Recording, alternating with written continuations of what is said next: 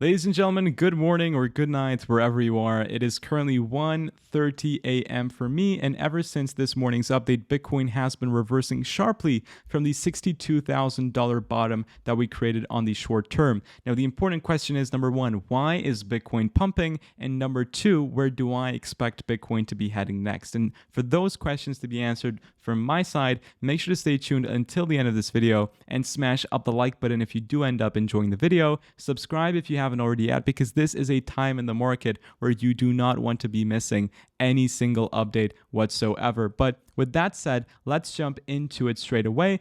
We did have the FOMC press conference and the FOMC data being released, and I will cover that in just a second. The reason why I did not live stream it is because usually the actual price move happens after 2 hours from the press conference, and they're pretty boring. I mean, we knew that the interest rates were going to remain the same, which spoiler alert, they did, and not much has been said. So I'm now making the update. I'll give you the full breakdown in a couple of minutes. But going into the short-term analysis for Bitcoin, we're currently sitting at $67,800. Yesterday's daily candle was an 8% move from open to close, and that was the highest amount of a drop ever since the FTX crash. But Bitcoin is now making back those losses as we've increased by 11.5% in a matter of hours. What I've done was after this bearish divergence, our midterm target was for Bitcoin to reach $63,700. And at this point, I managed to DCA into Bitcoin, which I'm super happy about.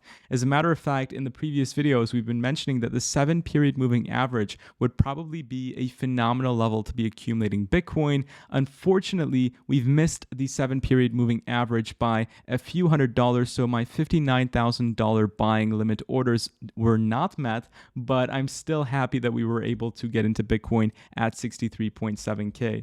I posted my video this morning at this candle approximately. So as we were forming that huge reversal candle on the 4-hourly time frame, I updated my Telegram community saying that for scalp traders, this could be interesting because Bitcoin could be reversing in price in the upcoming hours. And the important thing to note is we need to be waiting for Bitcoin to break down or break out of this current downtrend that we're in. So what I'm looking at for Bitcoin in the short term is if we're able to break $69,000 or not. If we break 69K, which is super incredible resistance for Bitcoin, if we break it successfully, we'd be escaping from this downtrend that we've been seeing for the past couple of days. And if we create a new high, then Bitcoin can reverse back towards the all-time high. So that's my current outlook for Bitcoin. If we jump into Ethereum, Ethereum had a huge hit. We reversed by approximately 30-ish something percent. No, 25%. We went down to $3,000. And the reason for this is, number one, of course,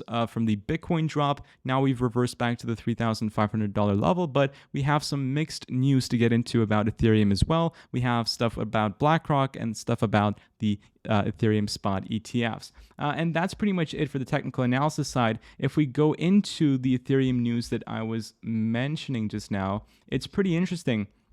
So we have some bearish and we also have some bullish at the same time. Let's cover the bearish and then we'll get into the bullish news. So the bearish thing is now Bloomberg analyst James Seyffart and Eric Balchunas are mentioning that they're not expecting the Ethereum spot ETFs to be getting approved at all on the May 23rd deadline. We're seeing the SEC now reject the Ethereum ETFs, not reject, but delay the ETF applications by Hashdex and Grayscale. And in the upcoming 12 days, more of them are expected to be delayed. So that's not the best thing.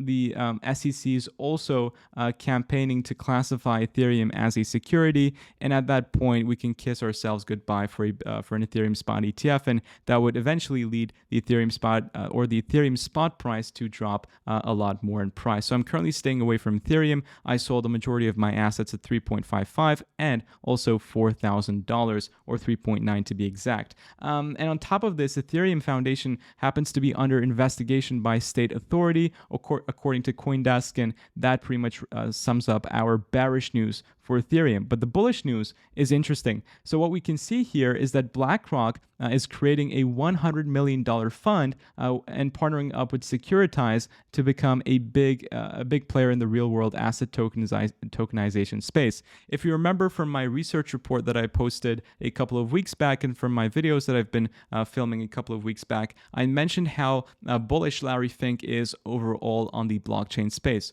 Why? Because blockchain increases the speed of transactions. It increases economic growth. It increases output. Why, you may ask? Well, the current issue with our financial system and our stock markets is that they're very, very slow.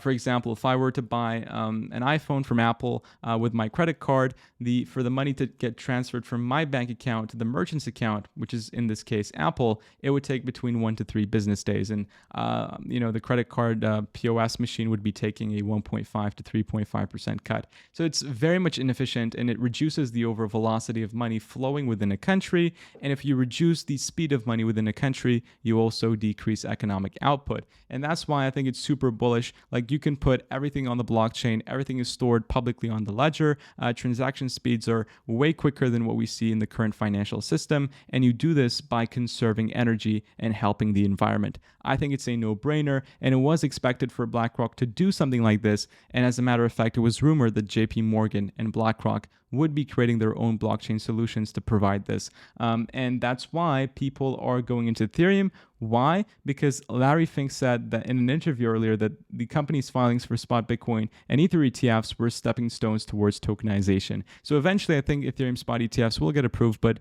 maybe in the upcoming 2 years rather than right now. I think right now is a bit premature for this, and also they deposited $100 million worth in USDC on the Ethereum network. So nothing directly bullish. They're not launching a token from what I understood, but I've heard something about ticker BIDL. If you've heard anything about that, please do let me know in the comment section down below. But that covers our analysis and our breakdown of important news on Ethereum. Now let's jump into what I'm seeing with the FOMC, or what we did see with the FOMC.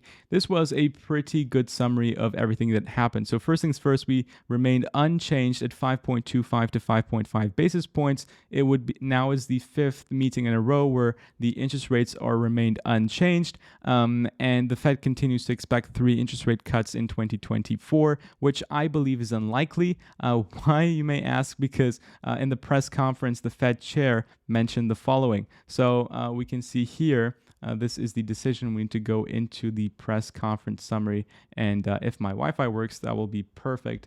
And if we scroll down, okay, there we go, perfect. Number 1, reducing rates too fast could reverse inflation progress. Number 2, interest rates are currently likely at their peak. Meaning that potential rate hikes is still possible. Like, at this point in time, I think it's super unsustainable. I mean, with already high interest rates, the inflation should be coming down, but if we compare the previous couple of data between January and February, we've actually seen an increase in terms of the CPI, whereas we should be decreasing with this much high interest rates. And I think the market is acting very funny. The S&P is hitting new all-time highs. As a matter of fact, you can see on the bottom right section on the Bloomberg terminal, which I'm super excited to share. Oh no, I need to bring it back up. I was sharing it. I think I got disconnected here, but give me 1 second and I'll be able to share it once again. God, okay, this is gonna have to wait for next time. But I was super excited to share the Bloomberg terminal. I don't think any YouTuber other than Raoul Pal has it, and I'm gonna be able to bring you some of the latest and best information as possible, so stay tuned to find out all of that in the upcoming videos. But the S&P 500 has broken yet again a new all-time high, and we're seeing no signs of reversal yet. The market is acting funny, and the reason for this is if interest rates go up, this should incentivize investors to pull their money out from the risky assets and put it in the bank to receive their interest. But no, that's not what's happening. The stock market is rallying. We're seeing Bitcoin rallying and other assets as well going up at the same time. This is very unlike the market, and this is giving me many fears of a potential bubble that we may experience globally in the upcoming year or so. So that's why I have some cash in reserve just in case we do experience a recession, because when we do have recessions, everything falls in price. No matter if it's an inflationary hedge, Bitcoin, gold, silver, they all drop in price, but they are the quickest to also then recover following the recession. So if you do have cash on the side, I'm personally keeping some cash just in case in the upcoming 1 year or two we see that flash crash happening. I'm going to be ready to be buying up some Bitcoin. But that covers basically everything that's been said. Unexpected weakness in labor market could warrant a response. Prepare to keep rates higher for longer if required. Need greater confidence that inflation is moving to 2%. The fight against inflation is still not over yet. And that's pretty much it. If we go into the ETF data, we should be seeing yesterday's data being published in the upcoming hours. So we're still going to have to wait. Most likely it's going to be on the negative side, but I don't think it's going to be huge. The day after should be a bit better, as now we're seeing the price of Bitcoin rallying once again. And today we broke volume records once more in terms of the ETF leaderboards with the Bitcoin ETFs. And that is absolutely great. So we may be having one more day of outflows for the Bitcoin ETFs, but if the price remains sustained and we continue higher, then that should not be a worry at all. But ladies and gentlemen, I'm now heading off to sleep because I do have school tomorrow morning, but have a great day, everyone, and I'll be seeing you all very shortly on my next update video. Take care and bye-bye.